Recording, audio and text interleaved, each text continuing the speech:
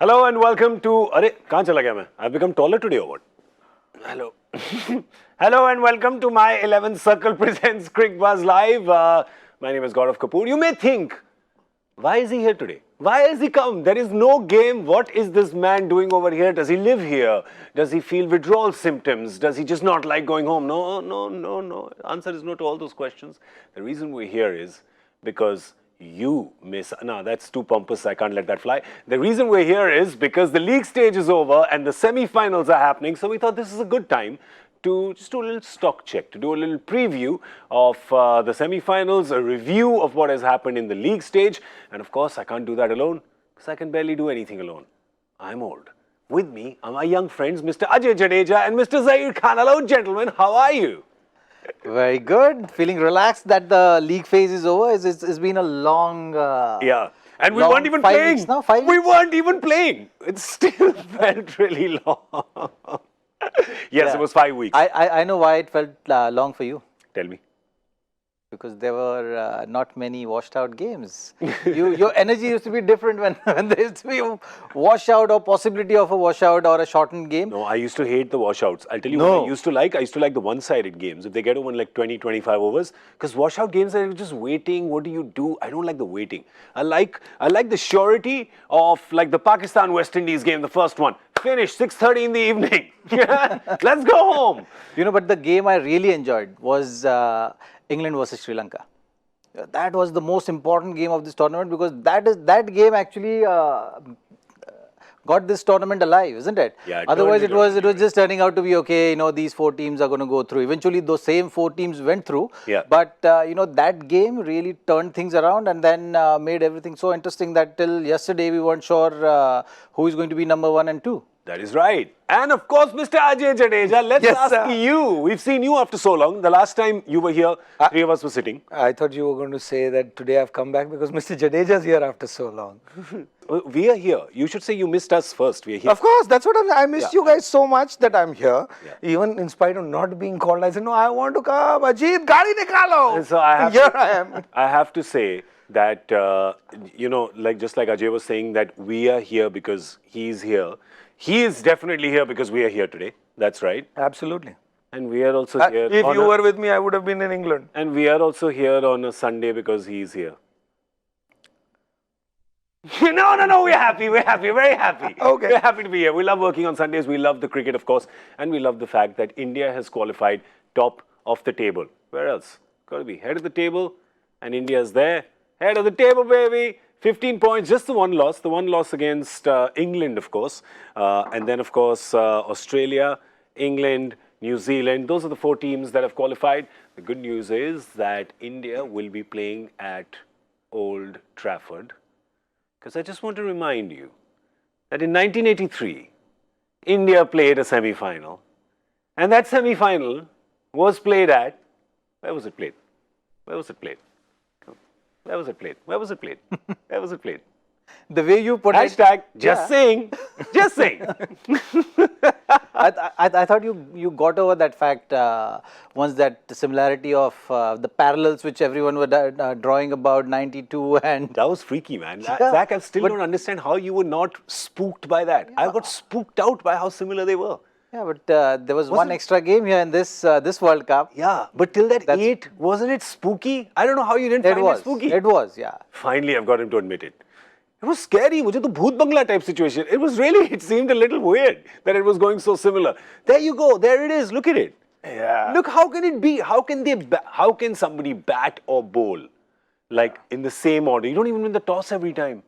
I think that might have helped him revive their whole campaign here in this World Cup. If you look at Pakistan, you know how they started this tournament and lead up to the tournament. Actually, they had the advantage of playing in England a series before the World Cup started. So actually, they were in that advantageous scenario where they could have planned things better.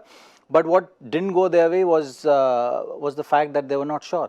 They were not sure about whom their fast bowlers are going to be. You know, Amir and Wahab Riaz both came into the World Cup pretty late. It was like a last-minute entry for both of them.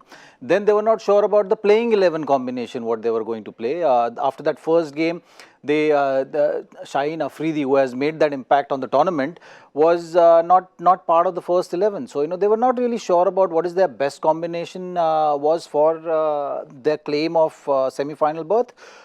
But eventually they got it together. It took a long Took a while. loss. No, the loss of India, which just took things to another level. And yeah, that shake-up was maybe important, and that just brought the team together. They made the right calls, and then that momentum got them to where they are. So we will, of course, get to each team as we get to it. But the first thing we want to see, and you're talking about changing things around and shocking the system, I think that happened in terms of trends as well mid-tournament. Till mid-tournament, batting first, bowling first was, fairly level. Post that sort of midway, Ajay, it has just become about the team batting first. There you go. See, match number 1 to 25, 11 batting first, 10 chasing. That has become 16 and 4. Yeah, batting first has been, the trend in this season. I think one of the biggest trend that changed in this World Cup, because, sitting from outside, is that everybody who went into this World Cup thought it's going to be 400-run games. Yeah. That was the start. We haven't had a 400-run game. Yeah. We've had one chase over 300 plus, one or two. Just the one by Bangladesh against West Indies. So that's one chase out of 40 odd games. So that is the biggest trend. Or everybody who prepared for the last 4 years, don't forget, whether it's Indian team, whether it's other teams, we've been hearing this whole conversation, we're preparing for the World Cup, we're preparing for the World Cup.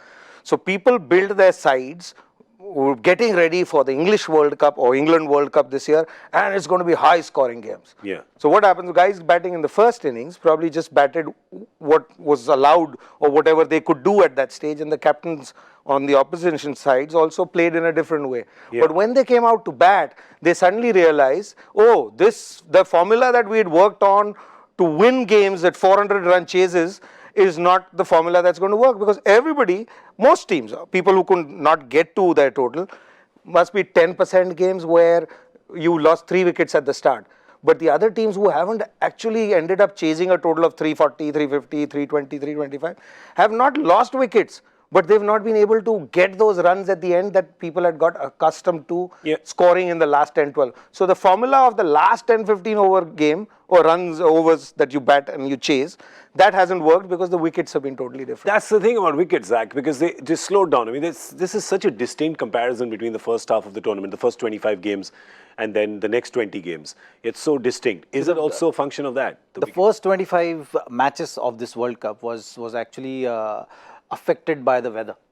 That's something also was a factor that teams were choosing to field first, and they went in with that kind of mindset that let's just use the fresh wicket, let's just use the seam movement and the help which is available from the wicket for our bowlers, and then you might have to chase a total which is and also there's below par. There's a DRS advantage when you're chasing anyway, right? Because then you just know your total. Yeah, but more than that, I think it was the condition-based calls.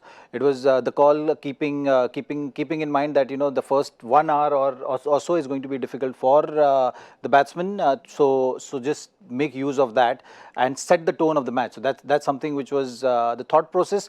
It changed as the weather got better. We started hotter. We started seeing full games, and the wickets started slowing down. I think even when the weather was getting better, still teams were thinking, okay, bowl first, know exactly what the T20 method, which most of the teams are modern day teams are using. They were falling for that. But they realized that wickets are slowing down within the match itself, and 100 overs is a long time for a wicket to change the nature in how it's playing. So that has started working, and teams in their discussions were taking that old-fashioned approach of win the toss, bat first, put runs on board, let the scoreboard pressure also come into play, and the wickets were also supporting that. And of course, it was heating up. So the thing is, because you were getting full games, there were 3 people who were obviously working harder, which is the 3 people here at Cricbuzz Live. But there were 3 people happily who were not having to work at all, who are Duckworth, Lewis and Stern, and we are happy to work extra if they don't have to come into play, right? Because when they come into play, I get supremely confused. I have no idea what's going on. But anyway, we come to India now because India is playing the semi-final, the first semi-final at Old Trafford, which will be against New Zealand, and that will of course be on Tuesday, which is the 9th. And Ajay, since this is the first time we have you here in the World Cup, how impressed have you been with India and their performance in this tournament? I think it's been fabulous. For the last 2 years, I think, if you would ask me or asked anybody in this world, would India make it to the semi-finals easily? I think that was the call, and that's where we are. And they've just gone about doing their business as they've done in the last couple of years. They've been as instinctive as in the last 2 years. Even in this World Cup, when we started the World Cup, there was players that you were going to play with. They've now sitting out. Somebody else has come and played. So the story of the last 2 years has carried on, and we are exactly where we were at the start of the tournament. Because at the start of this tournament, you were the best side. You still are the best side. You were meant to be in the semi-finals or win this World Cup, which you are still sitting there pretty. So I haven't seen anything different from the last 2 years in this World Cup, including that number 4 changing, guys not in the team coming back straight into the team, from the team going out, who is going to play, who's not going to play. But the important thing is the core has stayed the same. And the way of playing sort of stayed the same. So again, like you're saying, the confusion of 1 or 2 slots, etc., will always be there in everything. That is what actually worries me, if there is a worry. Because, like we were just talking a little earlier about that chases. What happened in that chase? Because we've only lost 1 game. So if you go to really analyze, I look at that game. What happened? It was, it was that same, what happened in 2020 cricket and what you do in the IPL and how you chase last 10 overs. We were expecting that to happen there. What we tend to forget is in a 20-over game, the ball is only fairly newer. The ball comes onto the bat. And in an IPL game, when you need 10 an over or 12 an over in the last 10 overs with 4 wickets down, you've got 4 overs from weaker bowlers in that. The main bowler, somebody like Zaheer Khan or a Malinga would have 1 over left or 2 overs left, 2, or Bumrah would have 2, and outstanding bowlers. Whereas in this game, when you play a 50-over game, the ball is much older. You've lost 5 wickets, you've still got 10 overs to go. And the 2 main bowlers, whether it's Bumrah, whether it's Stark, whether it's Zaheer Khan, they have 4, 5 overs left. So that is the biggest difference when you chase in a 20-over game and when you chase in a 50-over game. I like that. That is a big difference because it's so you stuck to your quality. So you stuck to your thing, and then every change that you had is not because of conditions or the teams. It's been forced changes. So these are the 2 worries that I have, that you have been stuck with whatever you believe in, and we are the best side. There is no doubt about it. But what sport has always taught me, and what I've seen over the years, is that you've got to learn and move on and not be playing catch up. So when you made a mistake, you got to be smarter before that incident comes. Because you're going to have a semi-final, and the semi-final is not going to be one of those slow and low pitches anymore. You will be surprised. It will be flat and hard. So you don't want to be too slow now. So that's the only thing. Cautious, you're right. I think except for that, India has been fabulous over the last 4 years, and they've just carried on doing that. To your point, actually, Virat Kohli said the same thing. He said that maybe our fault has been that we've not been flexible enough given the situation. But with India, there's 3 people that I want to talk about, and all 3 have, of course, gained from the able tutelage of the Zen master, Mr. Zaheer Khan, for 2 months in leading up to the World Cup, which is Rohit Sharma, Jasprit Bumrah, and Hardik Pandya. 3 of our top performers this World Cup, who of course have been given some sort of secret sauce or some sort of Jari Booty Chavanprash by Zaheer Khan in those 2 months. Don't go there, please. I think they are all more than able players. And when you talk about Rohit Sharma, it's not the first time we are talking like this. He's got this tremendous ability. He makes batting looks.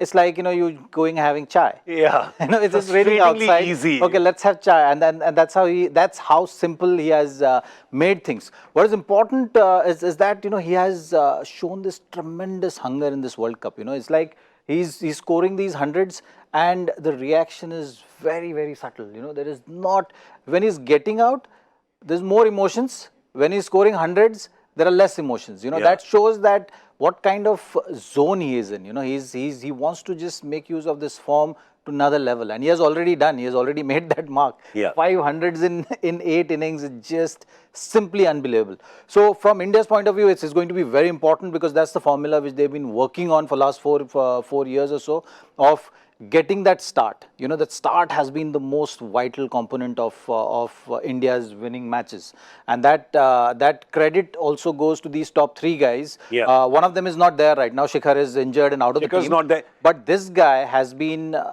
right up there with his performances and consistency which he has shown. Look at those two, 189 and 180 leading up to this. There's 4 century partnerships. Of course, against Australia and Pakistan was with Shikhar. This is Rohit and Shikhar.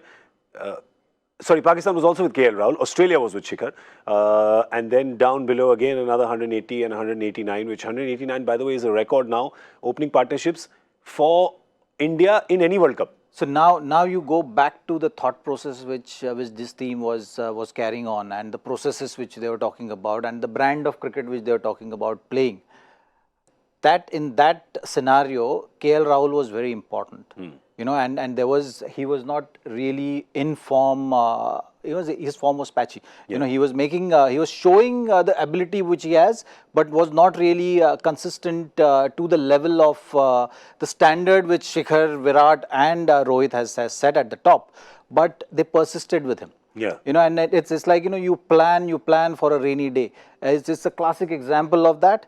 KL Rahul right now stepping in, and you're not feeling the absence. There's one man's misfortune has turned out to be opportunity for others, and he was ready for that. And who is benefited? The team has benefited. So even though yes, the disappointment is there that Shikhar, the kind of form he was in, couldn't really now contribute further for the Indian team in this World Cup and had to be sent home because of his injury, but the team has not suffered in that fashion. He has stepped in, and the backup opener was there. So the pressure of that start, which has been the formula for the Indian team, that start is very vital.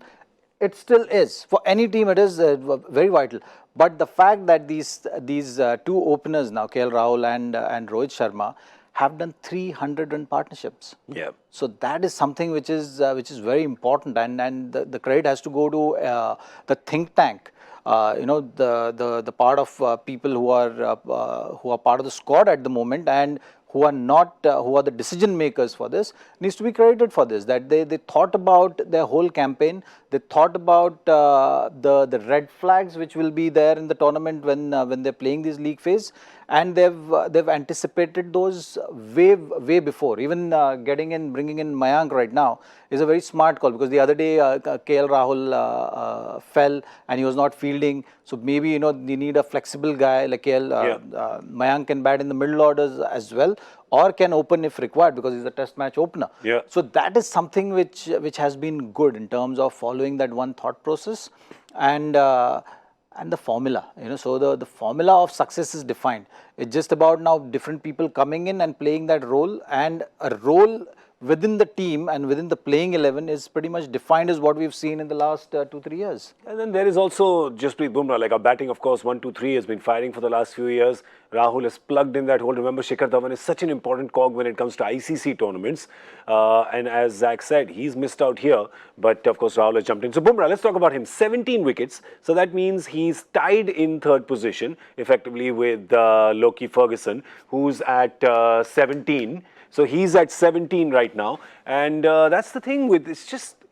I mean, but no surprise, right, Ajay? I mean, Bumrah, he's just been world over, like last 2 years, just been magic. Look, he's magical. I mean, he's almost like your generator, or he's where the energy is coming from.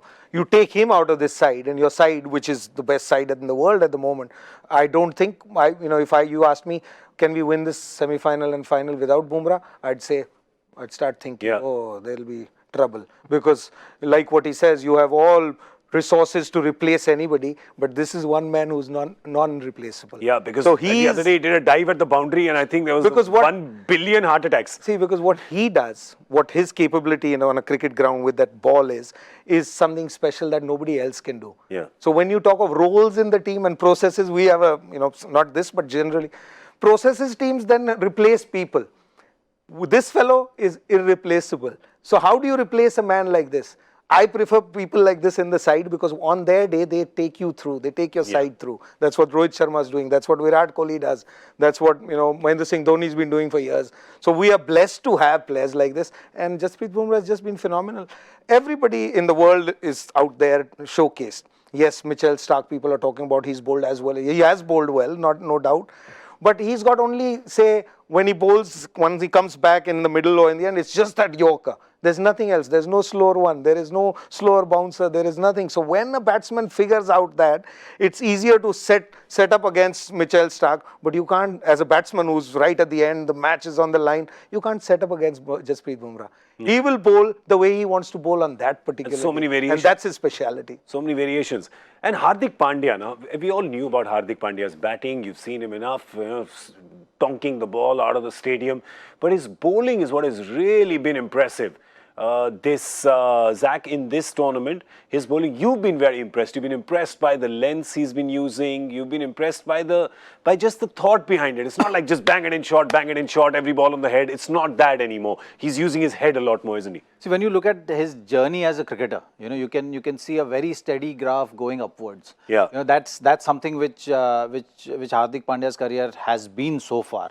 And that's been a great asset for the team as well, because when we're talking about World Cup and you go back, say 2.5 years back, they would always say that, okay, Hardik Pandya can be your fourth seamer, cannot be your third seamer at the moment. Yeah. So that process and that journey of his of evolving as a bowler needed to happen.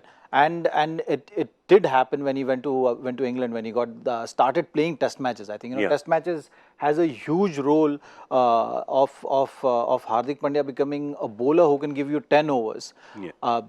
When you're bowling in Test matches, you can't just keep on bowling short pitch deliveries. Yeah. And that's what he was doing early on in his career, because he was only playing white ball cricket. And he was an impetuous youth. Exactly. As he was playing Test match, then his length started getting fuller and fuller, and that was the only change which has happened in his bowling.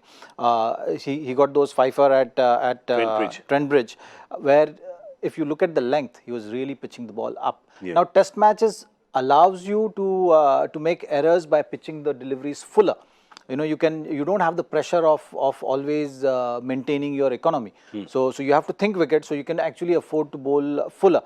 That gave him confidence. Once you have that confidence of a bowler able to put the ball where he wants, which is the fuller deliveries, then that translated into white ball cricket and something which worked beautifully for him and the Indian team at the moment, because right now we are going in with 5 bowlers and we are saying, okay, Hardik can give you 10 overs. Yeah. And that changes the balance of the team to a great degree. And that's something which Hardik has started enjoying as well. Like, he's not a cricketer who is thinking that he's only going to play that impact role. He wants to be a cricketer who wants to make equal impact with bat and ball. And if he has that kind of attitude, it's always going to be beneficial for Indian team going forward. It's been beneficial so far, has Hardik Pandya, for the Indian team, but there have been a lot of benefits. But yeah, there's still 2 games to go. One, of course, in New Zealand, as I was saying, Tuesday, the semi-final, and then, of course, the final. Come on. Be positive. Blood group, be positive. All right, let's talk about Australia. Australia, of course, is going to be playing the second semi-final, which is on the 11th, and that's happening at Edgbaston, and they, of course, will be playing against England. And I don't know, Ajay, I was actually rooting for India to finish on top, not in terms of opposition, but in terms of ground. I don't know why I thought that just Edgbaston has just proven to be, I don't know why you just keep thinking, in my head, think advantage England when you think Edgbaston. Advantage their batsmen. I guess that's because of what happened in the last game, because we played them there in Edgbaston and, we lost to them. We not just lost to them, they came and actually beat us. Yeah. It wasn't that we played badly, but they played better than you on that particular day, and they beat you. So you have that fear that, if you go back there, what if they beat us again? Yeah. Those conditions allow them to beat us again. Yeah. And that may be old, Manchester, because 83. 83. The whole journey of getting to the Lords. Yeah. Because there's one more common thing between 83 and this World Cup, is that in the balcony was Ravi Shastri then, and in the balcony Ravi Shastri will be again. Ooh. So Think of that. a lot of things are working towards it. So it's still the balcony, but Yeah, it's still there. But Australia, let's talk about them. Opening partnerships again for them. Remember, Warner and Finch had not been together for a year before that, right? It's not like they had a breakup. Warner was not around. And then, of course, their opening partnerships, when they come into this tournament, my goodness, it's like just gold. They've fallen backwards into a bucket of gold, haven't they? Look at that. The century, there's 3 century stands there, 196, 180. It's just ridiculous how good these two have been. look, I mean, that's the formula. Everybody's looking for formula to win the World Cup. There it is. We just saw India, why they were at the top, the games that they had opening England is the same, and New Zealand is not, which is why they're in trouble. So, the basics of the game have never changed. It's people how each one of us, wherever we are, we look at the game and say, this is happening, that's happening. But the basic of the game still remains the same. When you have a start like that, you will always have an upper hand throughout the game because there's only 100 overs in a game. When you start that game, first 20, 30 overs, you are on top without using 11 players of yours, they're still left. You will always be in the game. And that partnership has been fabulous. But credit there you got to give to is the unit that Australian team is. That captain, Aaron Finch, who came to India, we were all here in that series. He wasn't having a great run. He had many zeros. And so that's my hope when we play again. Can Bumrah bowl that ball again? Because it seemed like at that moment that this man can't even play. Yeah. But they backed him. They believed in him. They'd seen what he'd done in the past and what he's capable on a good day, not a 30 or a 40. The difference is with Aaron Finch, what I see or what everybody can see now is nobody's talking about the average that he's scoring at. What you're looking at is when he has a good day, what does he do? He wins you games. Yeah. I go back to my friend Deacock, we'll get to sometime. So, it's not the strike rate and the average that it is the impact of that man, and that Aaron Finch has made that impact. And in spite of not scoring runs through that period, he was leading the side brilliantly. And he's just allowed Warner and Smith to come back. And because they had got... And Warner has come back, hasn't he? He's come back. Khwaja, who was scoring a lot of runs, that's been their problem, where to play Khwaja. And in doing that, they've not utilized Smith as much as they Well, that problem's gone now because Usman Khwaja is gone. He's injured. So they've announced today that Mitchell Marsh and Matthew Wade as cover for Usman Khwaja and Marcus Stoinis. Because of their strange Matthew Wade, though. Matthew Wade was playing the big bash. He was opening the batting at that point in time. So he's been in good form as a bat. Marcus Stoinis is a big blow for this Australian side because he was the one who was changing that balance of that side. Yeah. If you look at it, you can't. They have a similar kind of issue where they cannot bank on Maxwell to give you those 10 overs. Yeah. They need someone to share that burden of 10 overs of fifth bowler, and that's where Stoinis was really playing a crucial role of providing that support. So now if Stoinis is out of the semis and finals, then it will be a very tricky situation for Australia. Yeah. Even yesterday's match, Mitchell Starc also looked just a bit tired. Yeah. I think they were very keen on finishing on that number 1 spot in the table. And that's why they pushed him to play that match. But maybe the wise thing was to just rest him out, as he's played pretty much most of the games for. But now he's got 2 days of extra rest because they didn't finish on 1. So he's got 2 days extra now because he doesn't play on Tuesday, he plays on Thursday. That's the gamble they did. Optimistic way of looking at That's the gamble they played, and it didn't work out. But it has worked out. But then again, Mitchell Marsh, good all-rounder, probably still not in that part of his career where you can count him in the same bracket as a Marcus Stoinis. So they've done a man-for-man sort of replacement, but probably not as much. But on the other side, of course, they're playing England. And when you look at England, you say, oh my God, what a batting unit. They started as favourites. Then there was a time, Ajay, when you were like, well, are they even going to make it? So they've had quite an emotional roller coaster journey this World Cup, haven't they? I think that loss to Pakistan, despite the fact that they had 200s, right? So they were like, oh, our batsmen did their job. We got 2 centuries. We had the partnerships, but we still lost. Yeah, I think that really opened up their eyes, and they probably had that loss at that stage. They suddenly, because that's the first time I saw the ball reverse swinging in this World Cup. You saw Mitchell Starc do it a couple of times. You see that's another change that I've seen through this World Cup. We haven't seen the ball doing so much I mean, which is compared to 40, 50 over ball is different, but it's still that reverse swing is coming, and that's why the late scoring runs are not possible. Yeah. So the formula of the two guys who got 100 and they thought we'll now chase this down, it doesn't happen because at the end now bowlers have something. Yeah. Bowlers are getting something out of the pitch. They've got the slow one and the slower bouncer.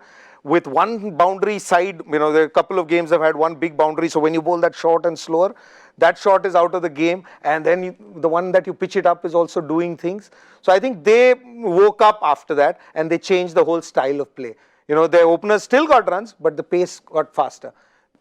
The teams that have scored faster at the top have won games, whether it's a 250 run game, 300. Which is what England have done as well. They've Yes, won the so games that is what they've won. England did after that game. They realized that. They figured that out, that, look, the game has changed. The ball has changed, the players have changed, the opposition is changing, let's move. I think that Roy injury also came at a wrong time for them because then when and then he came back and he just, blasted us off. I mean, on that, day in Edgbaston, I mean, they were just superb. We did everything that we could and we still lost that game. So that loss that you said, Pakistan, so I saw those two things. I think Pakistan had also, sorry to interrupt you, Pakistan had also lost to West Indies by that time, right? This was Pakistan's second game, right? So this was their second game. So England went into this game going, hang on. I think Pakistan was just blown away in like 15 minutes by West Indies. We're going to roll them over like this, but it wasn't to be. So with Pakistan, one thing sure, no, you'll never get consistency. You don't know which team is showing up. Look, with them to analyze is impossible. Because how do you analyze something that's not consistent? Yeah. The only inconsistency is analyzable with Pakistan. And unfortunately, they have a captain who's trying to make that team consistent. I honestly, I'm a big fan of Pakistan cricket. We've learned, lots of things. Reverse swing came from there. Chasing was, they put this whole system of, playing arams and then getting. So I'm actually surprised to see a Pakistan captain trying to put Pakistan team into a system where there is no system existing there. Don't try to. You can't box the atom, man. Yes. Don't box energy. Yeah. Can't put lightning into a carton. Yeah. No, you should not. But talking about consistency, also the secret sauce. Now, everybody who's played cricket will tell you, as these two gentlemen will agree, that the key to batting is partnerships. And that has been the secret sauce and the consistent effort of England. Look at the number of century partnerships. It's the highest in this tournament by any team. But more importantly, when you have a look at that list, you see a certain Joe Root showing up 5 of those 9 times. Joe Root is the key. Because if you look at England's batting order, they're all power hitters. Be it Jason Roy, Bairstow, you have Morgan, you have Stokes, Butler. What they need is someone anchoring one end. And every time that has happened, it has given the freedom to express to the other guy who was batting with Root at that stage. And every time that team has faced some kind of a hiccup is the time when Root was dismissed early or say within 20-30 runs. So that is something which is going to hold a great importance as far as England's batting campaign in the remaining matches now, and particularly in the semis. What happened with England? I think they've got into that mindset last few years, which was a very conscious effort of setting that tempo and batting in that tempo through and through 50 overs, which is just, and that's why they were having low order batting. They were giving importance to that. So Vokes came into play, Plunkett came into play because they can contribute with the bat also. Adil Rashid also they've been investing in. So that was a thought process that the batting team, batting unit should bat till 9, 9-10. That was the thought process. Why? Because you can have that acceleration going through and through the innings, but that it doesn't work like that. End of the day, the surface comes into play, and that's what they got caught up with in this World Cup. So they started the World Cup with that kind of thought process. Then they realized, okay, it's something which we have to alter and adapt to what is happening right now in the World Cup, which is having that conscious start and then steady start and then really using the back end. Yeah, but they haven't been able to do that while chasing. See, that's the problem. When they're batting first, they figured that out.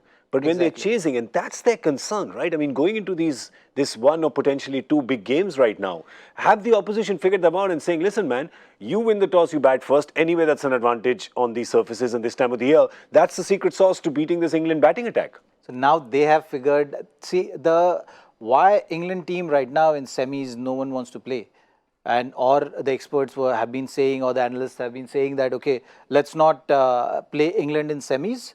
We can deal with them in the finals. Yeah. Because finals is high pressure game. Yeah. So there are more chances of England failing in finals than in semi-finals, because they have the momentum of these wins, and they have figured out all the flaws which were happening post that England Sri Lanka match. Yes. Mind you, after that they lost one more game. Yeah, they got which was really against derailed. Australia. That loss really derailed them mentally. So I think this team has seen enough lows in the World Cup to be prepared to take on anyone in the semis. So I think that's why this team is dangerous in the semis, because all these confusion which was happening there, they have dealt with it, and they've come out of it. In between they had that Bastrose incidents also. When he was getting a little emotional, emotions were flying, everything happened. Yeah. Okay, now they've settled. So I think semi-finals, I would actually back England to win it. Australia is going to have unless Aaron Finch can win the toss and bat first. Doesn't matter. Doesn't matter. I think irrespective. You of are that, actually so you are saying that you are backing them even to chase during the semi-final, which is something they haven't been able to do. I'm in the World Cup. I'm convinced that England is going to go through the finals now. Like it. I like calls. Look, I like the calls. Because just to add to that, what he said, why is that? It is only because if you see what the journey that he talked about, they were never beaten. Yeah. They lost games when they didn't play well enough. Yeah. When they played well enough for what they are capable No one's of. blown them away. No one has blown them away. So that's the team you fear. They are the new Pakistan that you used to fear at one time. Yeah. That you don't know which one will turn up. Yeah. So it's just because it's England and everything's correct and they have Nasser Hussain to hold that team together in the media. It seems like, but they've played. The media, yeah. But in this World Cup, if you see how England has played, is like how they are. Which team is going to turn up? So if that team turns up that turned up in Edgbaston, or that team turns up where we turned up in the other games that they won, then the others are not being able to beat them. Yeah. That is why they are the feared side at the moment. They were always one of the ones who were going to win the World Cup or be in the semi-final. No surprises there. But I feel that they are the only ones who've been able to stick to what they actually believed in spite of losing games. Because when you lose games in the World Cup, the pressure comes on you, the world is after you, you doing wrong, you doing right, things come, and that's when the doubts start creeping in. If you don't have doubts and you've gone back to what you actually believe in, that is a side to fear. You know what? That's what I like, the difference when people got after England, or that's the English people got after England after whoever, the loss. that's I like what Johnny Bairstow said. I feel like this country does not support us, as opposed to Pakistan. When they got after them, everybody in the team said, "Main mar jawa, oh main mar jawa, main mar jawa." Do you remember that? I had to plug that joke in. It's back in my old running joke, right? Mar jawa, mar. All right. Well, of course, the momentum with England of the big wins going into the semi-final. On the other hand, for New Zealand, the strange momentum of losses going into the semi-final. You're like, what's he on about? Well, they've had 3 losses while going in. They've only made it by the skin of their teeth, right? They've made it by the skin of their teeth. It's by net run rate that they've beaten Pakistan, who are the same number of points as them. And I guess that has happened because of the big wins that they had. So, 2 reasons. One is, of course, the big win that they had, which was by 10 wickets in their first game.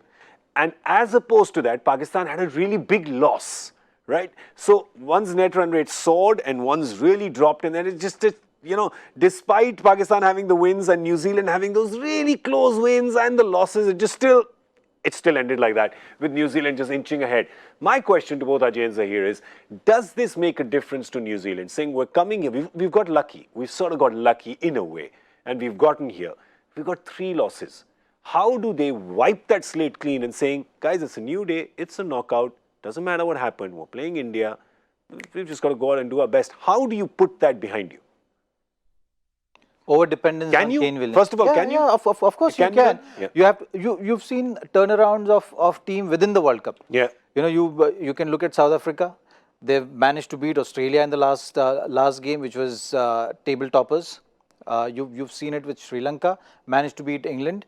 You've seen it with Pakistan, managed to win four games in a row. Yeah. So in terms of getting things together and learning from the mistakes which they've been doing, it's possible. And so far, what has been their issue? Their issue has been over dependence on Kane Williamson and Ross Taylor. The entire Taylor. team is putting their luggage on one coolie's but they've been shoulders. So they've been consistent with the ball. Yeah. They've had changes. Against England, they were the kind of platform which England had. None of the bowling attacks, I mean, very few bowling attacks would come back from that kind of scenario and restrict the team at for that kind of total on that track. So what does that show? They've been very consistent with their bowling. They've been having all these below par games thanks to their bowling. Yeah. What has not been coming together is against the game against Bangladesh as well, which should have been a very easy chase. It went down to the wire, and they lost 8 wickets getting those runs. So that is something which has been their concern right throughout the World Cup, and I'm sure that this break, what they will get before the semis, is going to help them get things together. And for India, it's very important when they're playing this team again in the semis. Don't give them that confidence that they can tackle with our bowling attack. The biggest tactic for the semi-finals, as far as India is concerned, is going to be, and the discussion what should happen is that how can you keep New Zealand batsmen in the same kind of zone mentally for them to have not any impact on the game. Because mind you, if New Zealand has any impact with the bat in the semis, is going to be very difficult. Yeah, and especially if their openers check in, because their openers have not checked in this entire tournament. As you saw, the secret sauce with the first 3 teams we previewed, which is in the semi-finals, India, Australia and England, is the openers have been on fire. With these guys, the openers have been just on fire, like they're just setting themselves on fire because they're not getting any runs. But look, they're getting nothing. Look at it from the other side. Yeah. There's a team that we're talking about who hasn't done well. They've all struggled. They've not had their best, but they're in the semi-finals. Yeah. So what are they capable of? That means they're actually capable of. I totally They're bowling. I totally agree with Zach. That's a team that actually you need to fear. Yeah. Because what happens is in a tournament there are trends, and we talk about it. And somebody's playing like this, somebody's bowling in a certain way. So you start planning, and you look at the opposition and you say, here's a team for an Indian captain or Indian coach. How does he work out what bowling to play? Yeah. Because you have not seen New Zealand play when they have been 120 for no loss. How are they going to play over number 20 to 45 when they are 120 for no loss? Wow, that's a good point. So, because you say you pick teams, when you pick a team, you don't know whether you will be 20 for 3 or 220 for 3. Right? So similarly, the opposition also can be 20 for 3 or be 120 for 1.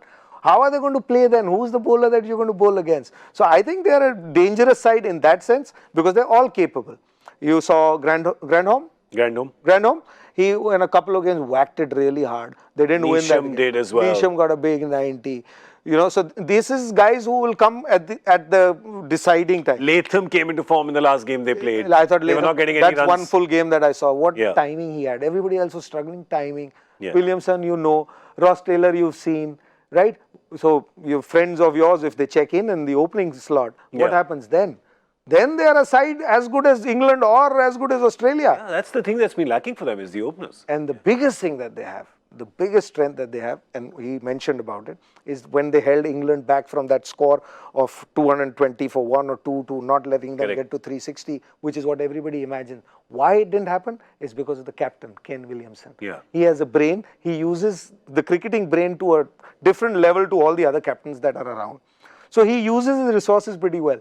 So if their batting comes through, I'm with him. I mean, that's a team. Everybody's happy from last night. Oh, we've got New Zealand in the semi-final. Oh, no, not at all. No, I'm saying comparatively. Yeah, shouldn't be. I'm with you. So you haven't seen the best. So that is the team that I would fear the most. Rather than with England, this is the best. They're going to play like this. If they're 120 for this, 220 for this is how they're going to approach. So you can plan against them.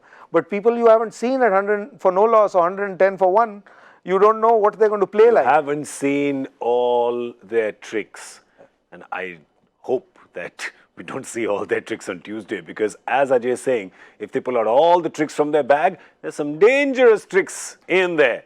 Talking about dangerous tricks, we've spoken about Pakistan, of course, qualified got 5th on the table, didn't qualify, missed by just a little bit. And we've spoken about the things that sort of went wrong. Let's just pick up 1 or 2 things that actually went right for them and things that they have to look forward to. Definitely Shaheen Shah Afridi, how he's been in the last few games. Shaheen Shah Afridi, Amir's form, there are plenty of positives for this Pakistan team. There's no doubt about it. You see a good sort of foundation for a future team here as well? you look at the next 4 years, right? Yeah. Like, you can look at, okay, well, World Cup is going to be in 4 years' time, how this team can shape up. Yeah. Okay. Now, a lot of ups and downs will happen. Some will lose form, some will gain form, some new players will come in. All those things keeps happening in cricket. So that's something which you need not be worried about. But who has the best chance of going forward? And I think in that team, there are most of the guys who pretty much can make it if they put their head together, stay on track, and keep getting better and better. The biggest advantage is the top three. You have Babar Azam, who has been evolving as a cricketer who can create that impact at the international level. So that he is certainly that one batsman who can glue things together for Pakistan, which you can compare it with any sides in the world. You have number 3 batsman Kane Williamson, you have Joe Root, who you have Virat Kohli. Yeah. So these are the kind of batsmen he's got that pedigree. You see it in him. Yeah, he's got that kind of a potential. Now, how he goes about his business and how quickly he learns and gets consistent at this level and gains that confidence, we have to wait and see how he shapes up. But he certainly has the raw material to be something special for Pakistan. You have Shaheen Shah Afridi, who is a young kid bowling his heart out, has gained immensely from this World Cup. There is no doubt about that. Like, 16 and 5. 16 and he has not played matches. I think that's something where Pakistan went wrong. They were not sure which horses to back right throughout the World Cup. They've just kind of been reactive in terms of figuring things out and been pushed in the corner, and then things got together for them. But I think going forward, apart from Hafiz and Shoaib Malik, they're going to move on. So rest all the guys, if you see in that, including Haris Sohail to Sarfaraz, everyone can be around. There is a good possibility most of the guys will be around, and you've seen with Bangladesh how they have gone about their business, just sheer on experience. You have people in that team who have played 3 World Cups. Yeah, and four even. Yeah, so but that has been the main differentiator, right? They knew what they're getting into. So this squad of Pakistan, when they're going again for the next World Cup, which is going to be in 23, if they manage to survive, all this bunch manage to survive for the next World Cup, this team will be very good. They've got the foundation in place, and good you brought up Bangladesh as well, because for Bangladesh, of course, the experienced players and one player, and it's really been his World Cup, right? I mean, just you know who I'm talking about. I'm talking about, there's Kamal Hassan who does all roles in India, and there is Shakib Al Hasan who does all roles in Bangladesh. Absolutely. He's had a fabulous World Cup. I mean, he's batted, he's bowled well, he's bowled at times. So he set a record, by the way, the first player to get more than 500 runs and 10 wickets in a single World Cup. Wow. So that all-rounder record. There you go. There you have it. There are some people on that list, huh? There's some people on that list, starting with, of course, Kapil Dev, and then you've got all these performances. Everyone's like, 360, in the 300s, they've got 8, 9, some Jayasuriya got 10 wickets, but look at it, 606 runs, right? And just over 10 wickets. Actually, there were 3 of them out there. There are 2 special that I see, Yuvraj Singh and Kapil Dev there. Yeah. They're the only ones. Winning efforts. No, they are the only 2 out of that list who didn't bat at the top 3. Yeah. The rest are all top 3. Let's pull it back again then. So, it's interesting. So, just when you look at just numbers, you got to look at where they happened as well. Absolutely right. You look, the others were, 2003, Sanat was batting still opening, right? Sanat was At opening. the career start, he wasn't. He was batting at 7 or whatever. That was Neil Johnson. Neil Johnson was opening as well. He was opening in 99, and he was a good player too. But look at that. Kapil Dev and Yuvraj Singh, the guys who bat at 6 and 7, they've got those 300 plus runs and, the number of wickets. Yeah. I mean, Paji, a different bowler, not putting UE anywhere close there. A certain Kevin Peterson would completely agree with you at this point in time. Pie chucker, what is it he calls it? Well, when you see that, the 2 that I referred to, they won the World Cups. So the greatest players are when they have a great day, they win matches and tournaments for you. Yeah. If your best has been seen and you're nowhere close to winning a game, that is a contribution that you've made, but you didn't have a side probably alongside you which wasn't good enough to win, or the contribution that you made wasn't useful enough to win those games. But the captain said the same thing. He said that we should have done more around him as a team. No, but I honestly, if you ask me, one team that has grown the most and what I loved about Bangladesh, because we watched Bangladesh from year one before when they arrived in international cricket, and it's not as long. And I think one disagreement, not disagreement, Pakistan should look at next World Cup differently from Bangladesh, because Pakistan has won, has a history, they know what to do. Bangladesh is a new side. Yeah. What I saw with their batting this time is unbelievable. You look at their players. Shakib and wicketkeeper Mushfiqur are probably the ones from the last generation who probably won't be around for too long. But look at the next generation, the way they bat. They're match winners. They're not scorers. They're not grafters. Because the game itself in last 20 years, 30 years, the grafters have an important role. Yes, you have a root there. You have in each team there is one grafter. But everybody else is not a grafter. The winning teams have match winners more and few grafters. In olden days, there were more grafters and few match winners. So I see match winners coming out of that team. In fact, I thought Tamim Iqbal, who was their match winner, probably played differently this time. He didn't score runs. That's you can fail, anybody fails, and greatest players. But the approach, you're right. But when you have a good day, he used to make impact. Whereas I don't see that. Whereas the new kids who come, the Linton Das. Yeah. Oh my God, when he times that ball. So there is so much in batting in that Bangladesh side, and I'm, most impressed. I mean, I talked about Kane Williamson as captain, but Mashrafeh. Yeah. That man is a leader. A side that, he's been with this side for many years. He held this team together so beautifully. In spite of not leading from the front, everybody talks about leader has to be the best player and to be in the front. This man has the respect of that side and respect of their fans, and takes this Bangladesh team forward, limping all the way. Hasn't got the knees, his knees, but he has the respect. Not today. 8 years, Yeah. 7, 8, 9, 10 years ago. So there must be something special about this man that the Bangladesh cricket and the team and the fans understand. And he is the man to I think he's the man to take them forward. Not on the field, but off the field, because they make a big difference. And there I saw the first worrying sign for India. 1983, West Indies were the greatest team in the world. The best players of West Indies started going out and coaching everybody else in the world. Nobody stayed back. Yeah. What I saw was the first Indian sitting in that Bangladesh, and very proudly to see Sunil Joshi in that dressing room. He's worked with this team as well. So that's a warning sign. Don't let your Indian players start coaching other people. They only go out when you don't have use for them. So West Indies lost that. Australia lost that for a while. I think India has a chance to learn from it and not let that happen. Oh, that's a good red flag to think about. It really is. A lot of red flags also for South Africa. Plenty to think about as well for South Africa. Of course, they leave the tournament on a high after beating Australia. That was just yesterday. They did beat Sri Lanka, so they won their last 2 games. But otherwise, what a dismal tournament it was for them, Zach. See, when they started the tournament, losing that first match, it was okay.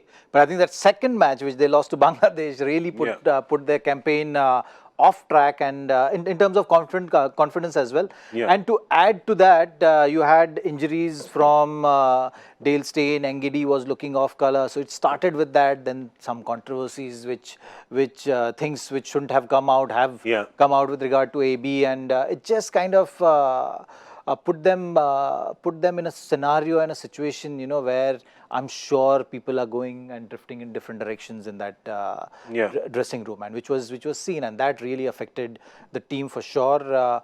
They managed to revive it in terms of keeping as tight a unit as they could. But it was a campaign to forget. The batting also has not been coming together. Especially Amla was off color, not really getting things going. He got hit on his head as well. After that, seemed like the confidence against the fast bowlers, which the tactics which they've been using, he was not really ready at this stage.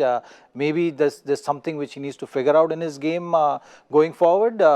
But the seniors, in terms of experienced batsmen, they came in form pretty late in the tournament, and you've seen it with Faf's form right now. Yep. The moment he started scoring runs, he had impact on the result of the match, and that's something which was missing with South Africa. Rabada, they've been talking about in terms of not stepping up, the blame game which was going on, that also didn't really help that team. But going forward, they have a lot of discussions and a lot of things to figure out. There is no doubt about that. There's really, that task is cut out for them, and you could really dissect that South African performance for hours, and we've actually done that on Cricbuzz Live here. But right now, the team I'm really interested in talking about, and I want to get the input of both of you, is the West Indies. I don't get it. I just don't get it. Look at it. Each of them, just, one player bigger than the other, flamboyant, aggressive, big hitting.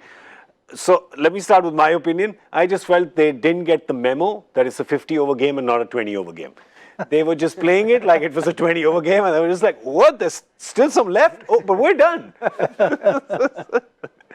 They didn't have a good World Cup. Result, of course, we know, but I think even the style that you expected. Yeah. You had West Indies with Jason Holder, who's holding the team together when all these big stars have been away for the years, and the quality is not the same as you have with the stars. So he was holding the team together, and then you have all these big stars descend, and even the 2020, we didn't get to see that. We didn't see. I'm saying in 9 games you didn't see a Chris Gayle 100. Yeah. In 9, how many did Russell play? He played a few. You didn't see a single 70 odd from Russell. So they were playing in a different way for last couple of years. They're trying to build a team together, come out of that little hole that they've been over the last few years, and then hoping that these stars are going to descend, and suddenly they're going to do what they're doing, and Holder will hold the team and carry on.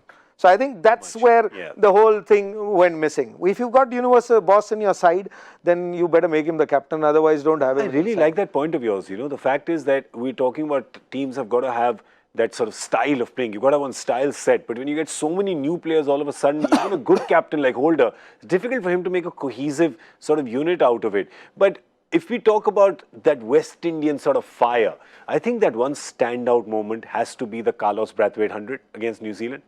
That was just all heart, wasn't it? I think you look at West Indies' campaign. Yeah. How did they start? They won against Pakistan. Yeah. Then the next match was Australia. Australia, they actually till 30 overs were controlling the game. Yeah. They had Australia some 4-5 wickets 89 down. for 5 or something. Yeah. So it was like, okay, they have a plan to go on about in this World Cup. They had the strategies in place. It's just that they were not able to close or be proactive as they were moving along in the game time and game situation.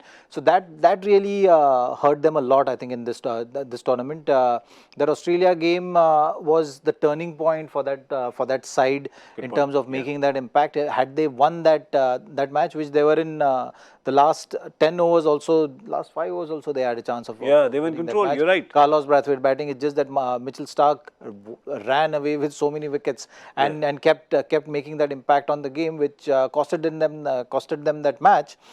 And after that, it was just a same mistakes and the campaign. which happened, and the situations they were not able to close, and that eventually had an impact on the tournament. So there were individual brilliances with Pooran's 100, Brathwaite's that inning which you're talking about, Chris Gayle scoring that 85 against the New Zealand same match itself. And Shea Hope in a bit, but they could just never put it together in the same game. They could never. It was just too scattered. It was too.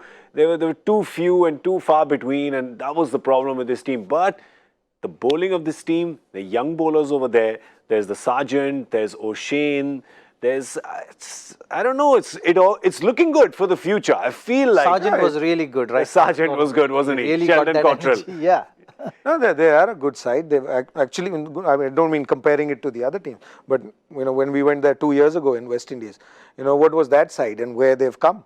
And I think they've held those players together. Hope was one of them. Yeah. Gabriel was, he's also coming through. So they've held the team together, and you got to give credit to that captain as well. Jason Holder is young captain, man, and and he's held it together. But he's not the old West Indian kind of player. So when that's what I'm saying. There are two kinds of players. Now these stars, when they descend, they play differently. So are they going to go play this way? And I think that's the way to play, because the West Indies is that. But then if Mr. Boss is still around, Universe is around, then let Jason Holder learn from him rather than not try and lead him. Because you will never be able to lead, Mr. Universe Boss. So let him lead. Let him show you the way.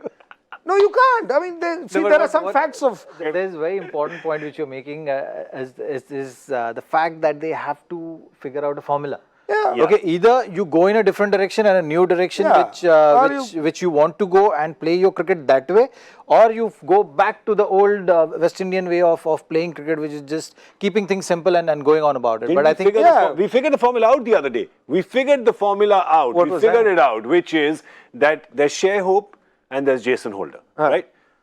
They both have the ability to be the responsible adults at the party. So one's the mother, one's the father. One responsible adult has to be at the crease at all times when they're batting and let the other end do the party. So it's Chris Gayle, Evan Lewis, Hetmeyer, Pooran, Brathwaite, Russell, whoever it is. One responsible adult has to be at the party at all times. So if Shea Hope gets out, you bring Holder in. If Pooran gets out, you bring Hetmeyer in. So you replace like for like. The basic flaw with that formula is what? You can't have your parents at the party with you. But that's the responsible adult. When you're 20, but then if you don't want your parents there. If you don't have your parents, the party goes out of control. There are people found in the bathroom with their head inside the pot. We don't want that. But you want it to be responsible fun. Are you going out to party or are you going out to be disciplined? That's what I'm saying. Make up your mind. You can't have both. Zach and I can't party like you. We have not partied like you. If you want party to last, we always had responsible party. If you want party to last till late hours, then you have to have someone there. One responsible adult. Someone has to control the party. So that's what we're talking about. Slow release of the drinks. Yeah, well, slow. Take it easy, think and do something. That doesn't happen when you're young. You do it when you're young. You don't think. I still am voting for one responsible adult to be around all the time. No, that's the ideal situation. Yeah. that's when not a formula for a party, but the formula for West Indies to make sure they come to the party the next time they play one-day cricket. Yeah, and we want them to come to the party. Course, that's so a side that, at least my generation, I, started playing cricket when you watch West Indies and how they used to play. And it wasn't irresponsible. If people say, oh, they should play like they are having a party. No, Desmond Haynes, Gordon Greenidge, Viv Richards, Clive Lloyd, Jeffrey Dujon, Malcolm Marshall, they weren't having a party. They were partying with the game. They were enjoying the game. Yeah. They had the skills, the ability to go out there and play. And they got beaten by us in 83. We're bringing it back. For Sri Lanka, has there been any sort of redeeming factor for Sri Lanka's sort of campaign? Do you think there's any standout there? What are the kind of positives that they take from this? Malinga's leadership when it came to bowling was a standout for me. I think their campaign got revived only after he stepped in, and there was some talk also around that he's going to take that fielding responsibility and making sure the bowlers are in place, and it showed with that England game as well. And he has been an inspiration in that side through and through. I think the matches which they've won have been because of Malinga's impact on those matches. Fernando is another one. I just want to interrupt you 1 second. With Malinga, possibly could have been disillusioned that he wasn't given the captaincy. Just leading up to it, he had it, and then just could have been just disillusioned coming into World Cup saying, should have had it, I don't have it, you can... I don't think so. I think that because you were with him at the time. That's what I'm asking. It's rightful if he is disillusioned at the time. You look at this World Cup and you look at analyze all the teams. Yeah. Okay, including Afghanistan. Closer to the World Cup, they've shifted away from their plans. Now with Sri Lanka, there was no consistency in terms of who is going to be the captain. They've had some 5 captains, I think, leading up to the World Cup. 57 players from 2015 World Cup to 2019. 7 captains. Yeah. So I think the issue was captains, if you take out India, probably has also played 50. From last World Cup till this. There must be that many changes. No. Oh, of course. 50. Not different players. But he's talking about playing 11 changes. Yeah. Must be. I'm saying 57 players. I'm with you. 57 players have played. So Karuna Ratne they made captain just before the tournament, which was not part of the plan. Maybe yes, the sensible option would have been giving Malinga the captaincy. Let him take that more responsibility, which eventually he did in the tournament. So when you are in a group, you are all backing each other. That's something it actually showed that. It doesn't matter who the captain is. It showed with Afghanistan team as well. Eventually they got things together. When they were having that captaincy issues, Asghar Afghan was removed from captaincy. Gulbuddin Naib had given Gul the Within said, captaincy. but no, Asghar Afghan is still my captain. Exactly. And Rashid Khan was tweeting, and Nabi was tweeting, So, and you look at Pakistan, who didn't have their 15 sorted when they played in England, where the World Cup was going to be played. So these things don't really help a team in terms of planning and preparation, and also doesn't give you that clarity of executing your plans. So that's something which is very important. So with Sri Lanka, I don't think Malinga was thinking that, okay, now they've not given me captaincy and I'm going to play differently or not going to be supporting my teammates. That's what it did, and that's what everyone does when you are in a team environment. Captain is just a guy who is taking those calls on the field and managing all the players. so you like the fact that you Malinga still took leadership of the bowling unit. Exactly. Stepped up and did that Yeah. with his experience. So which is great. because and you look at Karunaratne, is just inexperienced captain being He's World thrown Cup, in World a Cup situation. captain. Yeah. He hasn't played an ODI since the 2015 But for Sri Lanka, there were positives. Avishka Fernando for sure is a positive. Kushal Mendes had not been able to contribute. I was with going to ask the you bat which Kushal, in terms of and then which Mendes. No, Kushal Pereira did fabulously well. He actually provided that intent and spark in batting which was required. Their campaign was a standard campaign where they went in the English conditions. The weather was tricky to bat in the first couple of weeks of the tournament. They were complaining about wickets.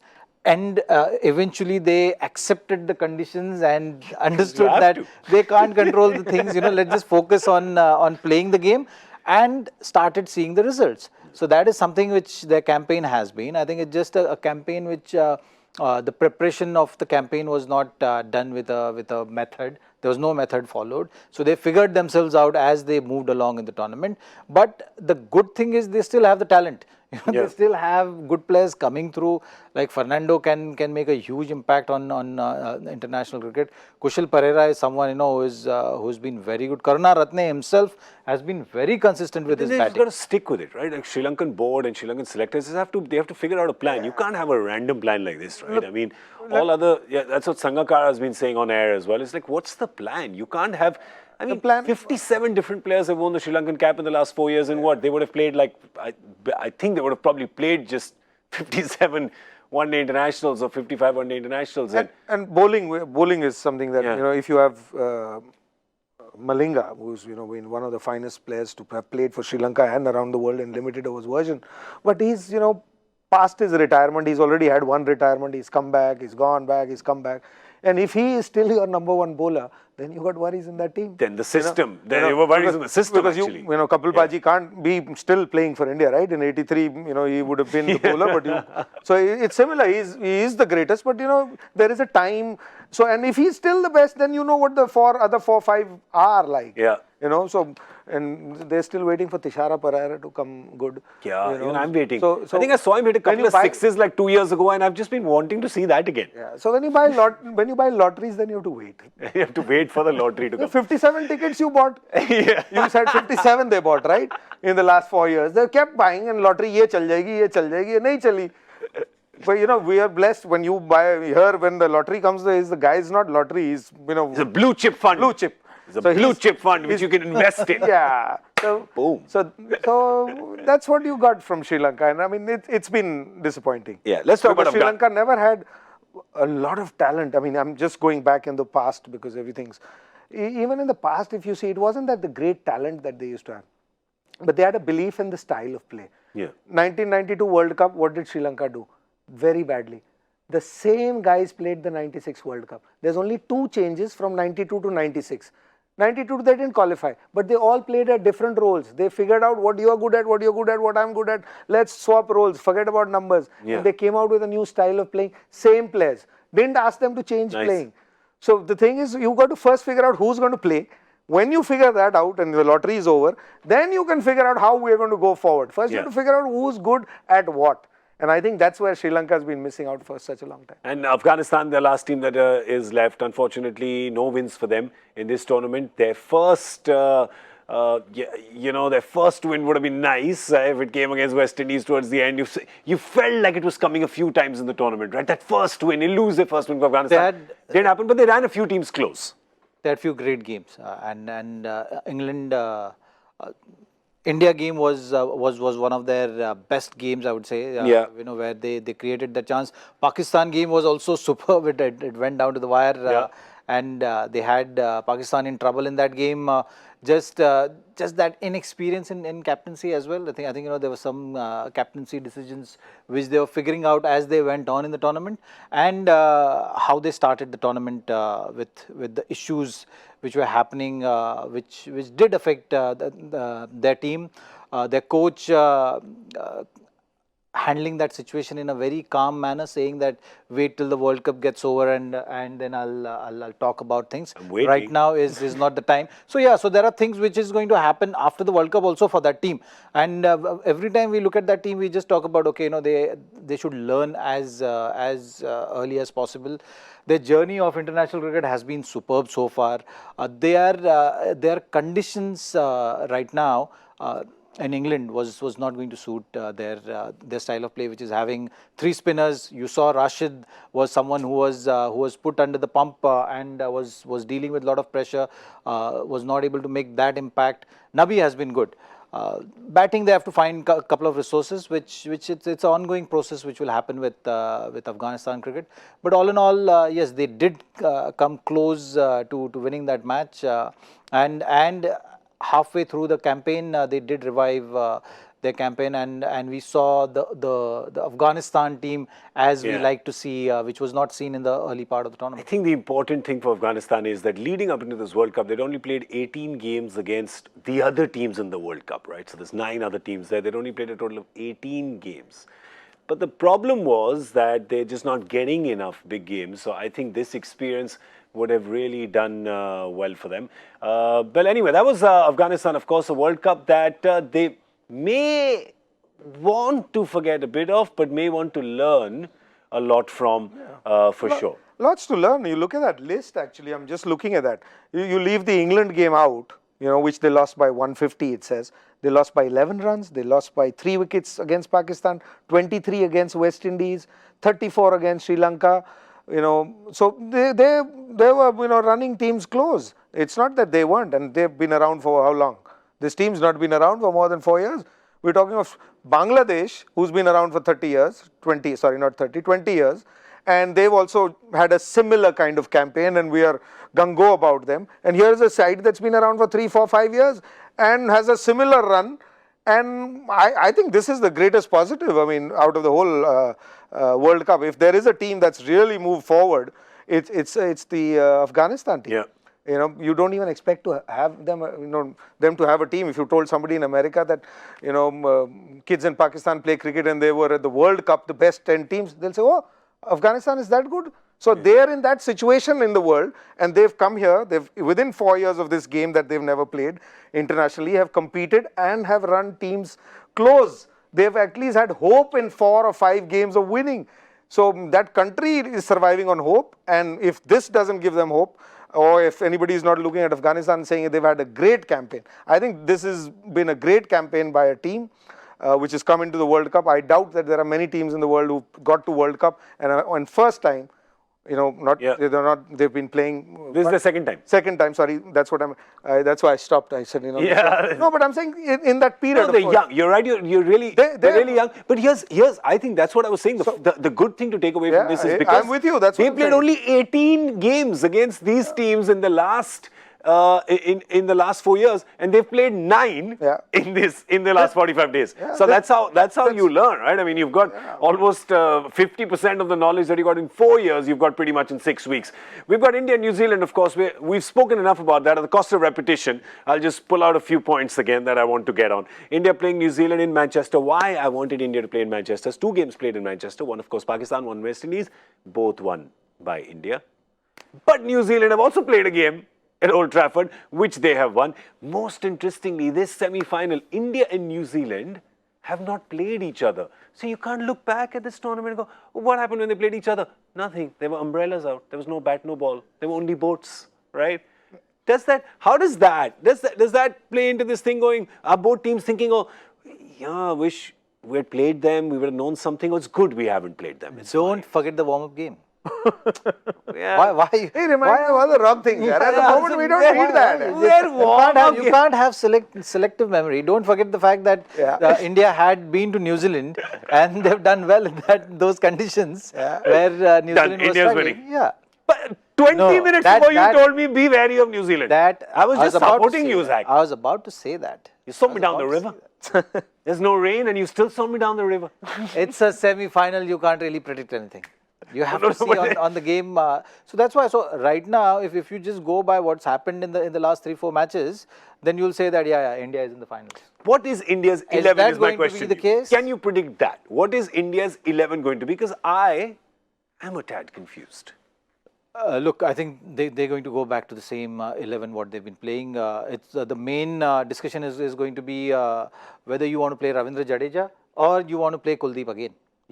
But Chahal is the first. In your book, Chahal is the first spinner. Yes, they started the campaign with Bhuvneshwar Kumar, but I think Shami is going to come back in with Bumrah. So Shami, Bumrah, Chahal are your three that get in automatically, and then you're saying there is one more spot that is between Kuldeep Yadav and Ravindra Jadeja because Hardik Pandya is a fifth bowler. Yes, and I don't think that's going to happen, but maybe they will think about whether they want to go back to Kedar Jadhav or they are happy with the 5 bowling options which they have.